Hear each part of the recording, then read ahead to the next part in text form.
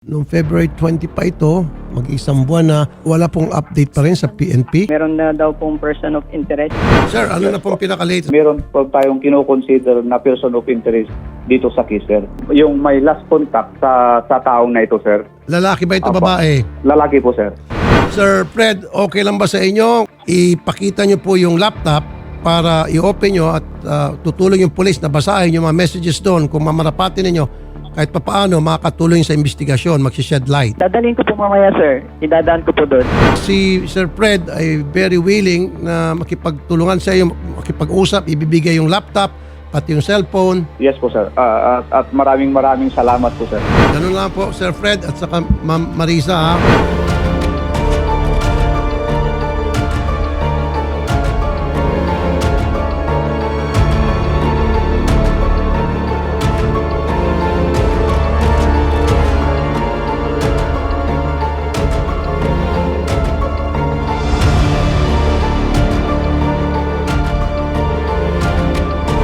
Pang ilang anak niyo ba, ma'am, si Mihayasin? Maikalima po, ma'am.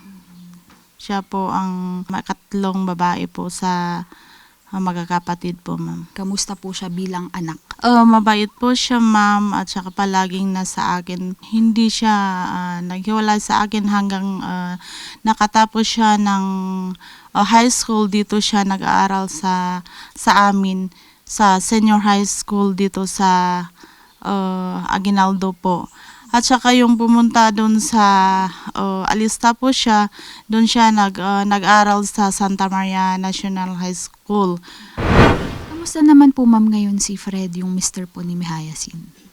Medyo okay po ngayon, nandyan sa hospital po, ma'am, siya. Medyo bumagsak ang katawan niya, hindi kumakain, hindi nagsusuka po siya. Pero okay naman siya ngayon po, ma'am. Ano po yung ginawa ng kapulisan para kayo ay matulungan ma-resolve itong pagkakawala po ni Mihayasin? Mismo sila nga pumunta dito sa bahay, kinakausap na ako. Sinabi ko yung mga impormasyon sa kanila. Gawin nila ang lahat ng paraan para matulungan na kami. Yun lang po, ma'am. Nagkaroon po ng kaunting suspecha laban dito kay Fred. Dahil nga sa naikwento niya na bago pala mawala itong inyong anak, ay nagkaroon sila ng pag-aaway or konting hindi pagkakaintindihan. Ano naman ang reaksyon mo ukol dito? Kasi alam kong sa February 14 po ay nag-ayos sila ng dalawa ng mag-asawa. Kasi nakita ko dito na meron silang daldala ng mga flower na nag-inayos sila. Kayo, Sir William, ano yung naging reaksyon nyo bilang nagkaroon ng hinala dito laban kay Fred na siya ang tinuturo na gumawa nitong karumal-dumal na krimen na to? Siyempre, urayahin etwi gamin, siyempre, talagang inay basit hi suspetsyo. Kemaru idi imuy amis si Arpon Tulista di natiko chin reaksyon no ket inalatahan duda ngem dayto ke duda lang Siyempre hanak nga sigurado. Bilang isang ama, di rin maalis sa kanya na magduda siya, may suspect siya. Ganun yung, lalo nung pumunta sila doon sa bahay ng Mr. ni Mihaya na may manapansin siya na yung reaksyon nila. Kaya hindi talaga maikakaila sa kanya na magduda siya, magsuspect siya na may connection. Noon na pumunta yung anak ko doon sa nagtrabaho sa tita niya noon, ay may napansin ako po na umalis si Mihaya doon, palagi siyang yung asawa ng tita niya ay palagi siyang si Mihaya po ang may atensyon niya. Nagawid ni Mihaya to'y balay ket kunak nga apay nga nagawid ka ket kuna na nga bayam agawid aklatan bahala dan sa imbaga na ngem idi imbaga nga apay kuna na bayam latan ta sudan dinamag ko no inala na jay sahod na ket kuna na nga bayam latan uray sa anin no handa nga itid. Diyan lang po, ma'am. Sabi niya, nung nung umalis daw si Mihaya doon na hindi nagpaalam sa tita niya. Tapos napansin niya na palaging parang palaging gusto ng asawa ng tita niya na kausapin si Mihaya. Tapos nung tinanong ni mama ni Mihaya, ni Marisa kay Mihaya, bakit ka umuwi? Sabi daw ni Mihaya na hayaan mo at bahala na sila. Tapos tinanong pa ni mama ni Mihaya na binigay ba yung sahod mo? Tapos sabi ni Mihaya na hindi, hayaan mo, bahala na sila at sila na ang bahala. Ito ma'am, iwas ni Mihaya dito sa ang asawa ng tiya niya, yung uncle niya, ito po yung nag-create sa inyo ng hinala laban dito sa taong ito. Oo po ma'am, kasi may sinabi si Mihaya po na sabi niya na italaw na ni Mihaya nga ipan J. Manila. So nga nagbuting ni Mihaya po ma'am. Yung sabi niya na may hinala si Marisa sa asawa ng tita niya kasi sinabi ni Mihaya kay Marisa na dalhin daw si Mihaya sa Maynila. Ma'am, ito po bang mga impormasyon na ito ay nasabi niyo na po sa ating kapulisan? Opo ma'am, sinabi ko lahat yung mga tungkol kay Mihaya. Ma'am, bilang magulang po na nawalan ng anak, ano po yung pinakamasakit na naramdaman nyo sa pagkakawala po ng inyong anak? Ang anak ko ay mabait siya. Wala akong alam na kasalanan ng anak ko. Palagi siyang nandito sa bahay. Wala akong alam na walang bisyo. Mula pagkabata siya palagi siyang nagsisimba. Nag-asawa siya. Palagi nasa amin yung anak ko. Hanggang nawala si Mihaya. Napakabait, mahiyain na bata. Alam niya na matakot sa Diyos. Yung masakit talaga sa akin ang ginawa nila. Si mga tao na gumawa nito, gusto ko nga sumuko na naman makakonsensya ka kasi yung anak ko wala siyang kasalanan. Mahihirapan kami. Makonsensya ka naman. Sa Rafi, salamat po. Kasi ikaw lang ang pag-asa namin sa Rafi. Lahat itong problema, alam kong tutulungan na kami. Wala kaming alam ano ang gagawin namin. Sa February 14, ito pang ibinigay kay anak Mihaya Sin na sabi niya na flowers for you, honey. Yun lang sinabi niya. At saka meron po yung ibinigay si Mihaya na nakita ko pero nandyan kay yung asawa ng si Sir Fred po. Yung relo po.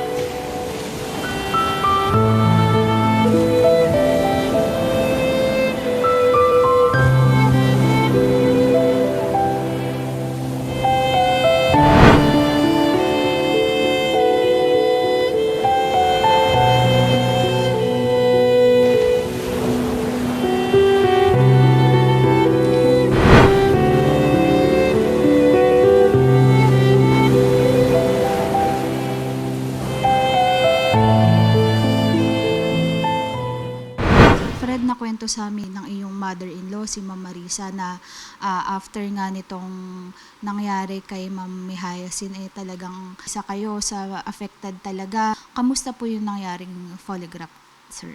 Doon sa polygraph po, I undergo that one. para wala na din sana masabi yung mga tao kahit na medyo hindi maganda na yung kalusugan, kailangan gawin para patunayan na rin sa kanila na cooperative tayo, na wala akong ginawang di maganda sa asawa ko. Dito ay nagbigay ng impormasyon ng kapulisan na may inililink dito kay Mihayasin na ibang lalaki. Ano yung naging reaction mo during that time? During that time po, ma'am, grabe po, nasaktan po ako doon kasi kilala ko po yung asawa ko, kilala ko si Haya, hindi po siya ganun. Doon sa pagsasama namin, nakita ko kung paano niya ako minahal, kung paano niya kami inaalaga ng anak namin. Medyo nasaktan lang po kasi ako doon sa sinabi na may karelasyon. And to the point naman po, noon sa pagkakakilala ko sa kanya, wala po siyang naging karelasyon during our relationship. Kasi kung nakita ko po kung paano niya kami pinahalagaan. Nagkaroon kayo ng hindi pagkakaunawaan nito ni Mihayasin. Ikaw, ang tinuturong may kagagawan dito sa nangyari sa asawa mo, ano yung gusto mong i-clear? Yung hindi po namin pagkakaunawaan ng aking asawa is yung sa pagtitimpla lang po ng gatas.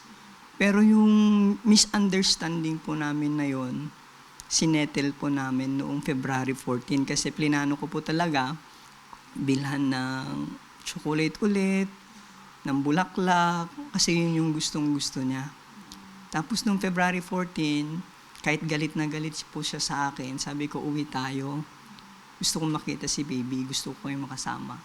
And binigay ko yung gift ko sa kanya, and then ngumiti lang siya, and then meron din siyang binigay sa akin na gift, smartwatch. Sabi pa niya, yung allowance ko na inipon ko, ito ay regalo ko sa'yo, binili ko para sa'yo, sabi niya gano'n. Doon po natapos po yung problema namin. Nabalitaan mo na may nakitang cadaver dito nga sa Isabela at nung yung mga family nga ay pumunta doon at nalaman nyo mismo na si Mihayasin na yun, ano yung naging reaction mo during that time? Napayuko na lang po ako, hinawakan po ako ng tito ko kasi nagbe-burst out na po kasi pagtingin ko pa lang kasi doon, nung sinabing cadaver, tinanong ko ulit yung pulis, cadaver, kasi alam ko yung cadaver bangkay na yun Tapos nung pinakita po nung pulis yung picture, nakatalikod, nakita ko yung damit niya, nakita ko yung apelyido na Concepcion, doon na po napahagulgol. Tapos nung inopen po yung bangkay, kita ko po siya kahit one-sided. One-sided is parang hindi ko pa matanggap hanggang ngayon. Bakit ganun? Kasi umaasa ako doon sa pagkawalan niya.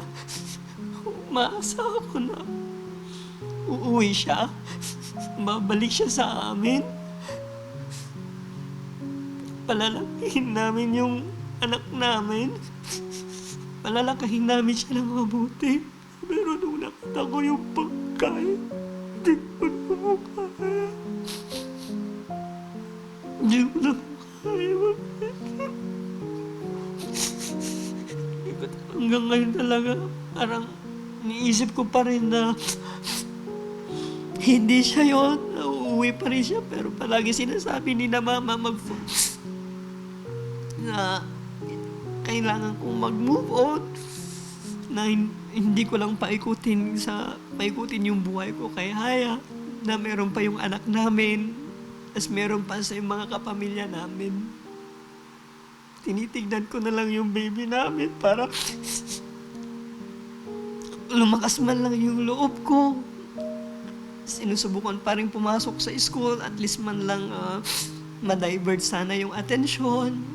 Ano naisip mo, lalaki siyang walang nanay? Pagsusumikapan ko po, ma'am, na palakihin siya, ibigay po yung mga pangangailangan niya, spiritual, financial, and physical. Hindi ko po pababayaan yung baby namin.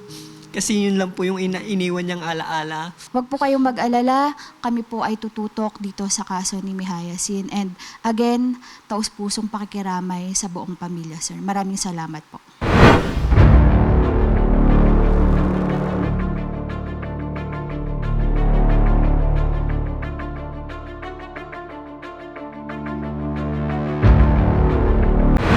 Ano na po ba, Captain, ang ating updates or may progress na ba sa investigation ukol dito po sa pagkakamatay po ng ating victim? Katatapos po yung kanda ng polygraph examination sa kay Mr. Concepcion at sa dalawang may possibility na magiging witness natin sa case na to na schoolmates nung victim, ma'am. Then isa pa, ma'am, nakuha na natin yung mga ni-request natin dyan ng mga CCTV. So as of now, biniview ng mga investigators natin for the possible na makatutulong sa investigation natin. At isa pa, we are waiting for the result sa anti-cybercrime sa sinabit natin na cellphone at laptop po, ma'am. Kukuhanan tayo ng statement si Madam para sa investigation, ma'am. Kasi medyo itong case natin is medyo medyo may maganda ng result, ma'am. Yes. Captain, ano naman po yung mensahe natin para sa family po, lalo na dito sa mother po ni Ma'am Marisa? Ano po yung message of assurance na kayo pong mga kapulisan ay hindi po tumitigil upang malaman ang katotohanan sa behind sa pagkakamatay po ni Ma'am Mihayasin? Na hindi kami tumitigil dito sa pagkakanda ng investigation para naman mabigyan natin ng justice yung anak nila, ma'am. At yun din naman, alam din naman ng pamilya kasi nga yung last night ni Mihayasin is pumunta mismo ako sa kanila. At sinabi ko sa kanila na hanggat andito pa ako, ma'am, hindi kami titigil para sa investigation, para ma-identify natin kung sino yung talaga yung may culprit dito and to give justice sa victim natin, ma'am. Salamat lahat kayo mga pulis. Alam ko na lahat ginawa nyo lahat ang mga trabaho nyo. Alam ko lahat yon kasi sinasabi ko yung mga lahat ng information at alam ko na ginawa nyo lahat. Yun lang po. Si Idol Rafi po ay umaasa na magkakaroon na ng kalinawan at masosolve na rin to sa lalong madaling panahon. Maraming salamat po. Thank you, din po. Okay.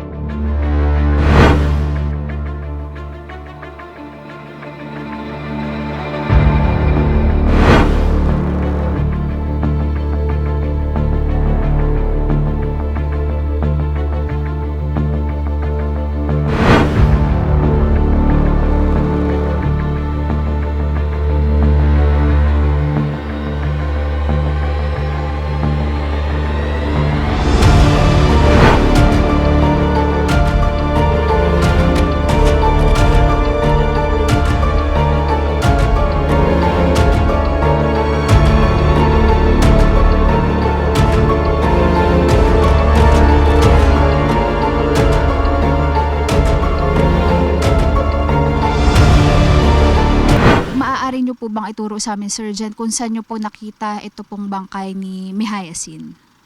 Ma'am, dito mo na ituro po ng mga tao, ma'am, na palutang-lutang po, akala nila basura po. Nung pagpunta po namin dito, nakita namin na hugis talaga ng tao. Tumawag po kami ng SOCO, ma'am. At sila po nag-open, ma'am. Paano naman napunta yung bangkay dito mula doon sa itaas, sa Ifugao? Ma'am, ito pong regasyon na to hanggang doon po sa mga Gaddam. Ma'am, nung nakita namin yung bangkay, ma'am, may nakatatak kasi sa uniform niya na Concepcion. Tapos may Institute of Science and Engineering sa IPSU campus, ma'am. Kaya doon kami nagpunta agad, ma'am. Maraming salamat, sir, dun sa information na i-provide mo sa amin ngayon.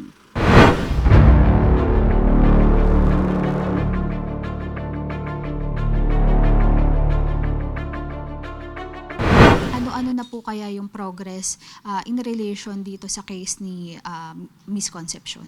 Ma'am, sa amin po dito sa PNP San Mateo, lahat po ng tulong na may kukuha namin sa PNP Alfonso Lista, pagkandak po ng autopsy ng kuhan, sinamahan po namin yung family ng victim po. At yung mga result po, sinadbit din po namin doon sa PNP Alfonso Lista. Tapos po yung mga CCTV dito, kinuha po rin namin para makatulong doon sa kuha ng investigation. Base sir sa autopsy, ano po ang kinamatay nitong ating biktima? Asphyxia by strangulation po ang kinamatay po ng biktima. Sir, ano kaya ang mensahe ng San Mateo Municipal Police Station para sa family, mga naiwang pamilya nitong ni Mihayasin?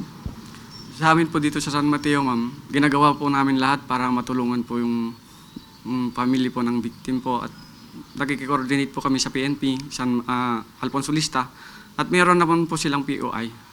May person of interest po tayo na yung po ang lang nila para ma-file na po yung kaso, yung mga witness na lang po.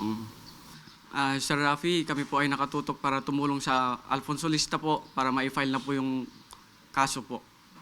Sergeant Tamaw, maraming salamat po sa ibinigay niyong information as well as sa pag-assure sa family pati kay Idol na talagang tututukan niyo ang kaso nitong ni Mihayasin. Maraming salamat.